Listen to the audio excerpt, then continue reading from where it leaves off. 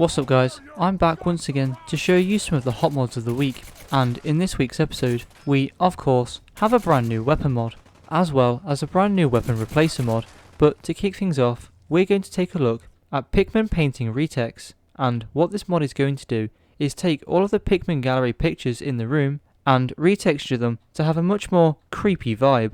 Now if you didn't know, Pickman's original pieces are something called expressionism, but what the mod author wanted to do was to make this section of the game fit for a more horror themed playthrough.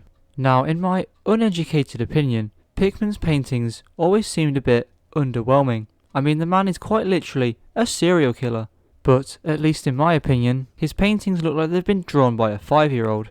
But now with this mod, this is not going to be the case. So if you too think that Pickman's paintings could use some extra detail, then maybe this mod is worth a download.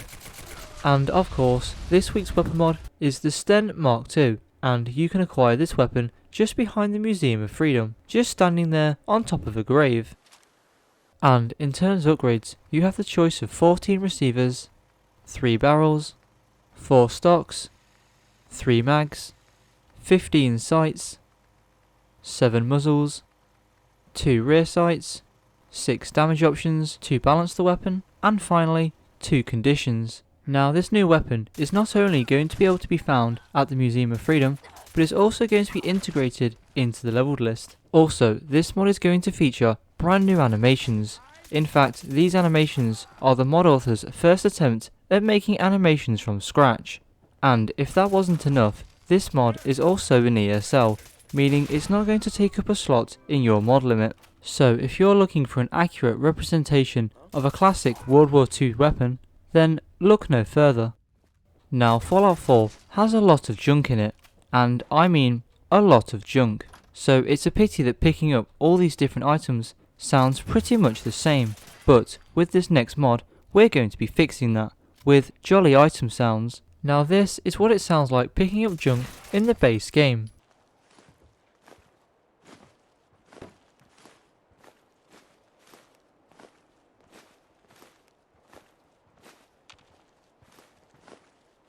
Several different items, but all using the same sound.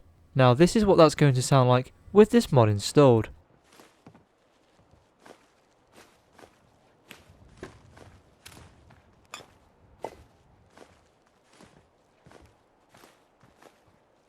And as you can hear, most of these items have completely different sounds. So not only is this mod going to increase your immersion tenfold, but it's also going to make it significantly easier to tell the sort of things you're picking up when you spam click the pickup button. Now this mod has been updated several times, and the mod author is still constantly adding new sounds to this mod to make it even more immersive. And even at the time of recording this, the mod author is still updating this mod to incorporate more sounds, as well there are quite literally hundreds of different junk items. And the final thing I have to say about this mod, as very quickly it's becoming an essential mod for any Fallout 4 load order, is that this mod is not going to take up a slot in your mod limit.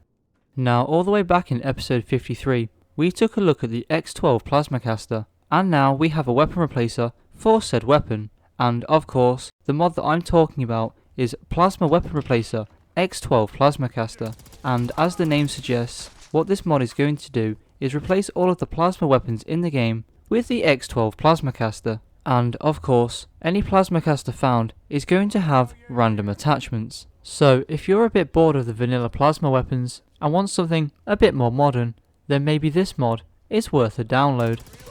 And the second weapon mod for this week's episode is the Sumi Kp31, and this weapon can also be found behind the Museum of Freedom, just stood on top of a grave.